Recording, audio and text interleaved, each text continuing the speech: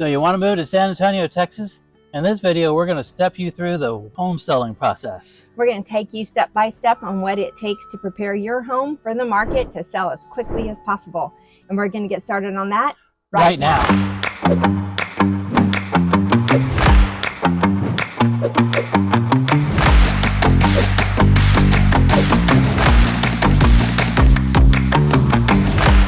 If this is your first time in channel and you want to know everything there is to know about moving to San Antonio, Texas, then make sure you subscribe, tap the bell, and you'll be the first to receive notifications of the market changing in San Antonio, Texas.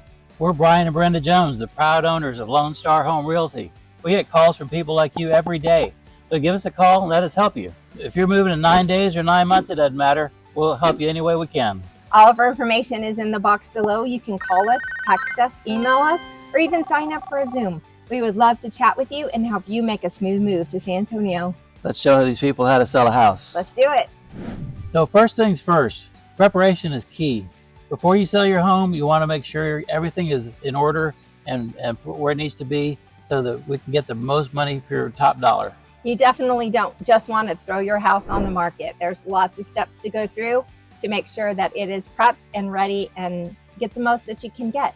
First thing is to clean it and declutter it. Guys, you're moving anyway. Start packing.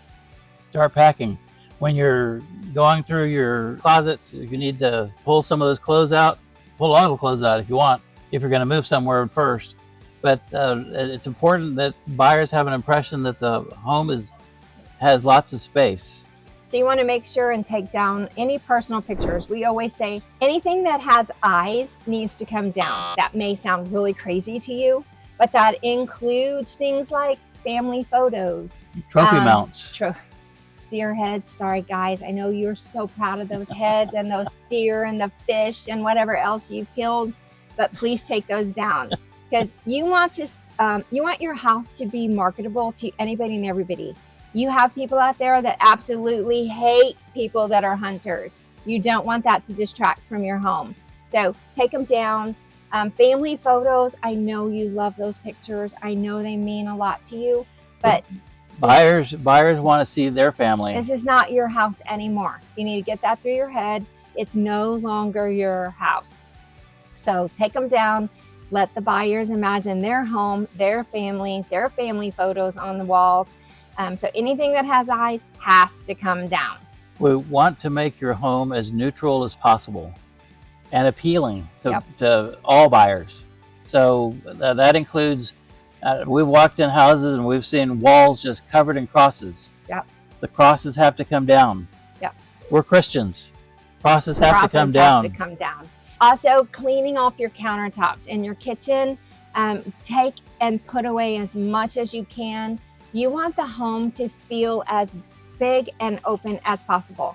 So take down the stuff you don't need, put away your coffee, sugar, and creamer, tuck it under a cabinet.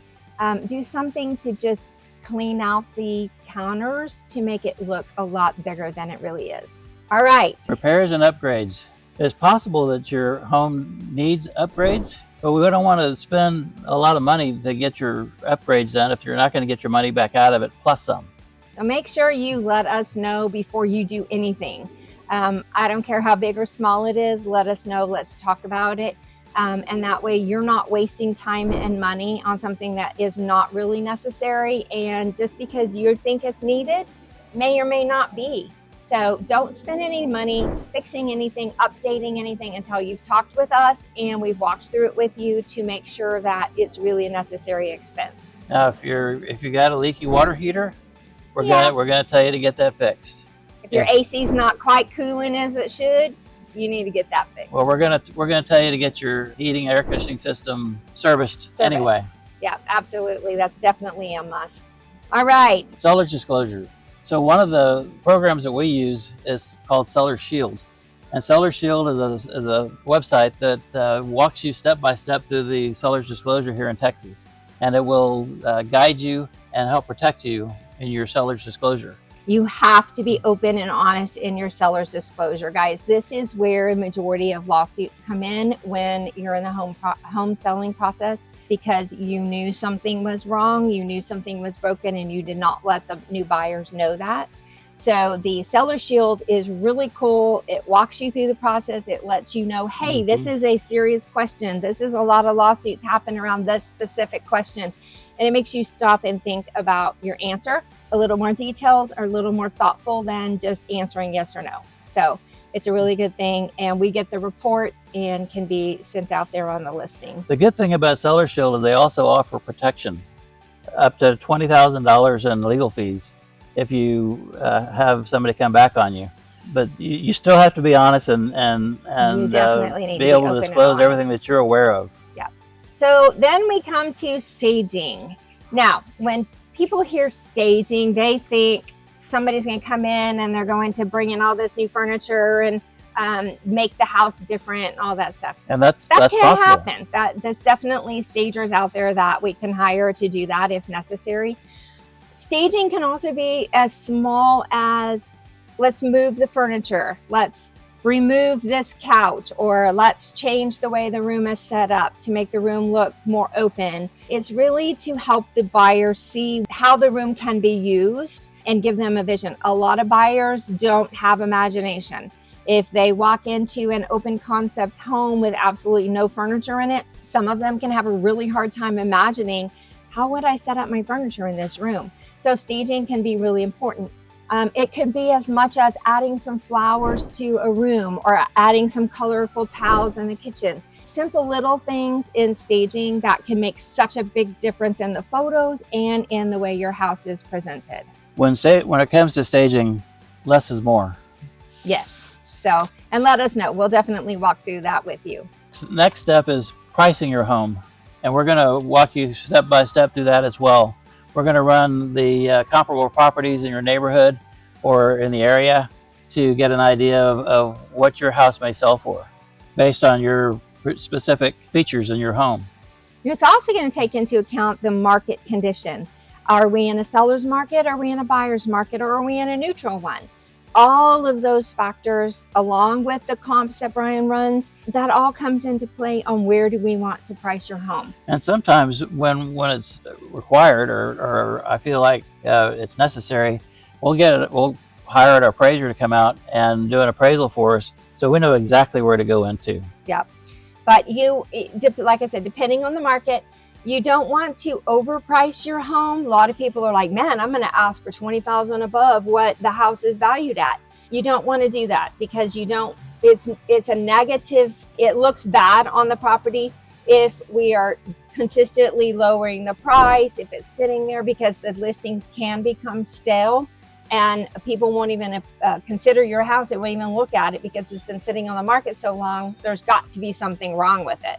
So the pricing is very, very important, and you have to find that exact sweet spot to make it hit the market and hit it hard and be ready to sell. If you're too high, it's going to sit for a while and people are going to wonder why it hasn't sold. And if it's too low, people are going to wonder what's wrong with it and they may not come see it. If it's priced right, it may go pretty quick. It may take some time depending on the market. But at least it's priced right. Yep. So once we come up with all of that and we have the house staged, we have it cleaned, everything is ready. Decluttered, everything's ready to go. Everything is ready to go. We're ready to show this to the world. Priced right. Yep. Now it's time to develop a marketing strategy. Yep. And so what we will do is hire a professional photographer. Guys, if you've been looking at houses online, you can definitely tell when an agent has just gotten their cell phone and click, click, click and taken pictures of the home. We hate that. We hate that. Drives us nuts.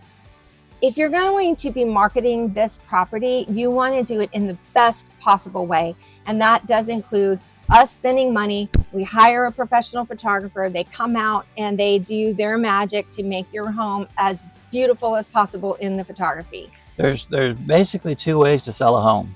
You can sell it as is without doing anything to it, and you're going to get you're not going to get top dollar for it. Or you can go through the process that we just talked about, and you can get top dollar for it. But that requires professional photography. That requires an eye of looking at what's in the background over there. Do we really want the cat in the picture? Yeah. Or do we need the kid in the picture? No kids. No kids. No cats or dogs. No cats or dogs. We need those out. Yeah. Okay, so once we list the home in the MLS and it goes live, that populates to thousands of different online websites, Zillow, Realtor.com, realtor websites, everywhere. It gets blasted out, so it's definitely it's hitting the market, and it's gonna be everywhere possible. And so one of the things we do in addition to that, because that's where a lot of agents stop, is they'll put it on the MLS, let it propagate to all the online websites, and they won't do anything else. What we do is we'll do Facebook Lives, we'll do Instagram posts, we'll do whatever we need to do to get your property seen by the people who need to see it and get them interested in it to come look at it. So once we have it listed and we are ready to start showing, we schedule it or set it up through a company called Showing Time. And all of the agents, when they are going to request a showing for your home, have to go through Showing Time.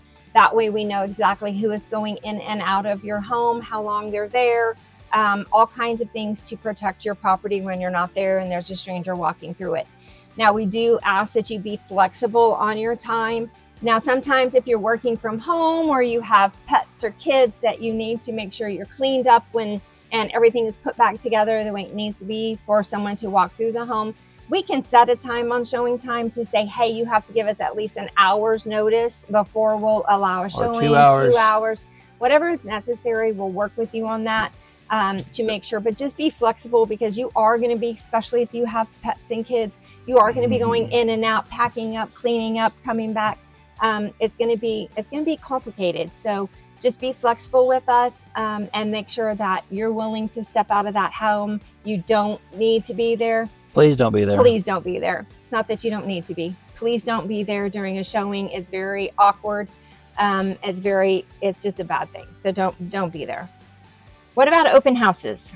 So open houses are nice. They're very helpful. They typically do not sell the home though. Typically, realtors do open houses because they get buyers that are unrepresented to show up at the house, and they want to be able to represent them on either that house or another home. But the open houses, they can sometimes bring a buyer to the open house. It does happen. It's just not very frequent. But it does also build excitement. It does build excitement, and buyers will have a sense of urgency sometimes, because they see, oh crap, they're having an open house on that. And I'm halfway interested in this house, and all these people are going to be walking through it. I need to make a decision, and I need to make it very quickly. So open houses can be helpful if that's something that fits into your schedule. Again, kids, dogs, open houses, generally we need your house empty for at least 3 to 4 hours, typically on a Saturday or a Sunday. So that's something that we will definitely discuss with you to determine if that's something you want to move forward with in the marketing of your property. Every time we show a house, we do request that the agents provide feedback. Sometimes they do. Sometimes they don't. So it's all up to the agent if they want to be cooperative and do their job to give us feedback on the condition. What did their clients think? What did they think about the pricing? All kinds of things that we can get from the feedback from them. One thing that just popped into my head that I want to make sure, a lot of people have video recordings in their homes now. Rings, doorbells, Alexas, all kinds of things that can capture it. We ask you to not record people that are in your home. We do want them to have the privacy to discuss the home honestly. They may or may not discuss making an offer or the pricing. We ask that you do not listen to those conversations. I know it's hard. I know most people do, but we do ask you to give them the privacy while they are walking through the home. Okay, what's next? So what happens when we get an offer? Well, we get an offer, and I'll review the offer and decide what are the features of the offer that might be appealing to the seller. Because there's all kinds of details that are included in the offer, not just the price. It's not just the price. No. There's other factors in the contract. That can make a huge difference. We will present that to you. We'll present all offers to you. What happens if we get multiple? We'll put all these multiple. Well, first we have to decide how we're going to how are we going to handle a multiple offer situation. Are we going to put a deadline? We want final and best by X date and time, or are we going to go through them one by one and decide on which one we're going to go with? There's lots of different ways you can go, but what we typically do is we'll put all the offers. If we have multiple offers, we'll put all the offers on a spreadsheet detailing all the different specifics of the contract and get you a net that will show you the bottom line of what you might expect to receive at closing. And again, you want to compare the offers apples to apples. You want to make sure you're comparing each of the different sections and see where they're going to change and what the differences are, because one change over here can be a whole lot better than a change up here. So Brian and I will work through that. We will make sure you are very knowledgeable and informed on the offer. What does it look like? What does it mean to you before you make that final decision? And if it's a cash offer, we're going to request proof of funds. Absolutely. If it's a finance deal, which is typically the case, then we're going to look at the lender and we're going to tell you this is a good and solid lender. They do a lot of good transactions. Or it's a kind of a scary one. It's a sketchy lender, and we need to keep that looking. does come into play.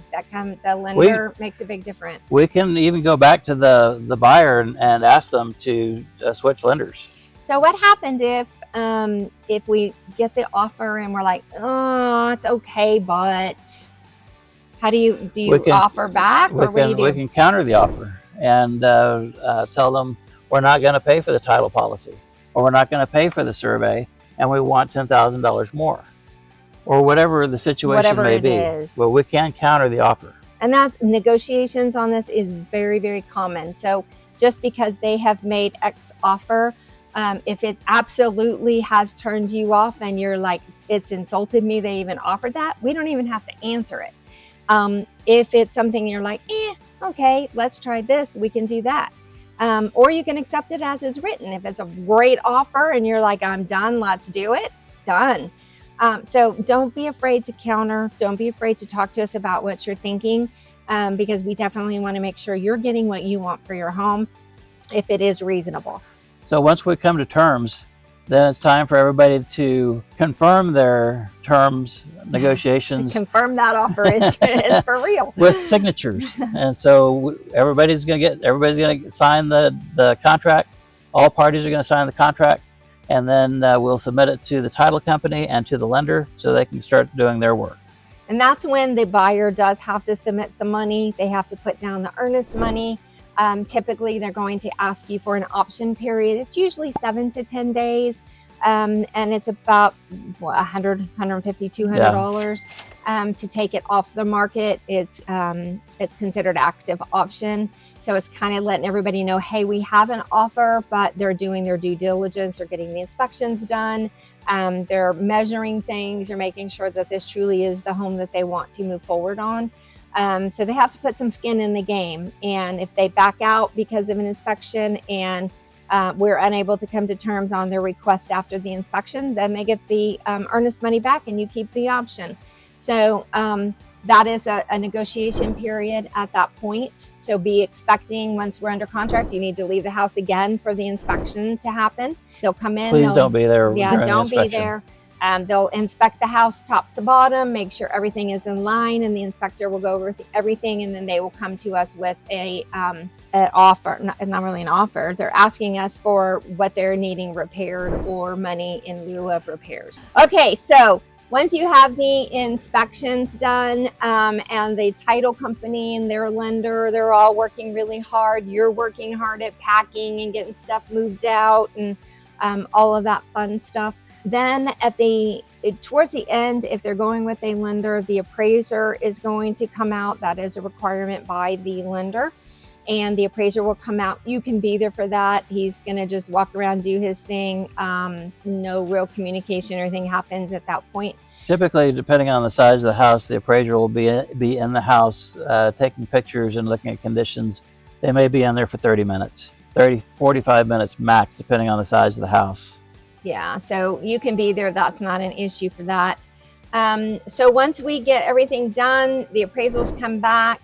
Now that can be another negotiation. Sometimes the appraisal may come back with lender required repairs, especially on a VA or FHA loan. If you've got stairs and you don't have handrails, that's going to be an issue. Yep, they're going to make you put a handrail in. They're going to call you back, or call you out on that. Yeah.